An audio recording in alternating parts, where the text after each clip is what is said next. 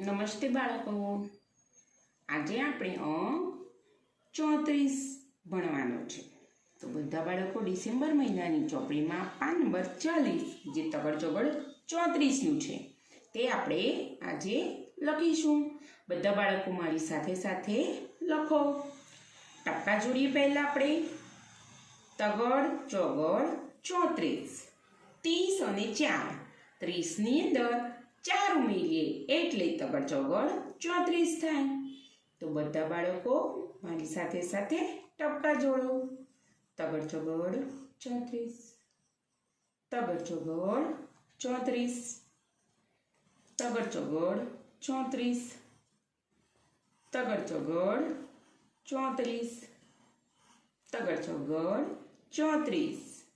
હવે ખાલી ખાનામાં લખીએ આપણે તગડ ચોગડ 34, તગડ ચોગડ 34, તગડ ચોગડ 34. બધા બાળકો સરસ રીતે લખો. ઉપર નીચેની ભૂરી લીટીને અડકીને જ અંક લખવાનો છે. તગડ ચોગડ 34, તગડ ચોગડ 34, તગડ ચોગડ 34, તગડ ચોગડ 34, તગડ ચોગડ 34, તગડ ચોગડ 34.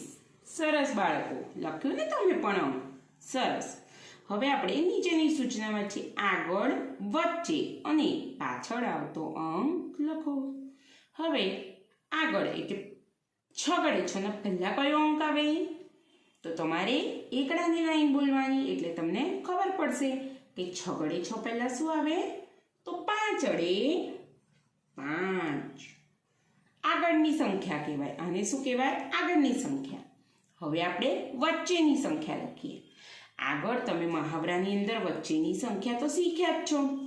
તો એકડ આઠડ 18 ને બગડે મીંડે 20. તો તમારે બે એકડાની લાઈન બોલવાની છે.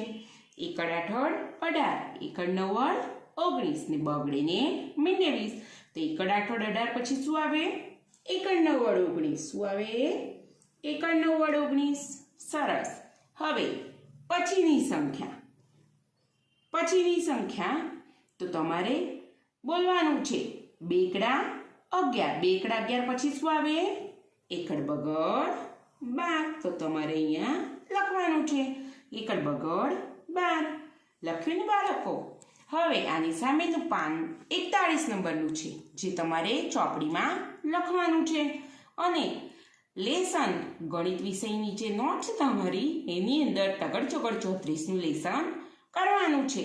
અને આ પ્રમાણે આગળ, વચ્ચે અને પછીની સંખ્યા પણ વાલીશ્રીએ બાળકને લખીને આપી, જેથી બાળકો એની અંદર લખશે અને ફરી વખત બાળકોનું પુનરાવર્તન થશે, જેથી બાળકોને સમજ પડશે કે આગળની સંખ્યા કોને કહેવાય, વચ્ચેની સંખ્યા કોને કહેવાય અને પછીની સંખ્યા કોને કહેવાય. તો વાલીશ્રીને નમ્ર વિનંતી કે આ પ્રમાણે બાળકને સંખ્યાઓ લખીને આપે. બાળકો, આજે આપણે તગડ ચોગડ 34નો અંક ભણ્યા. આગળના વિડીયોમાં આપણે આગળ ભણીશું.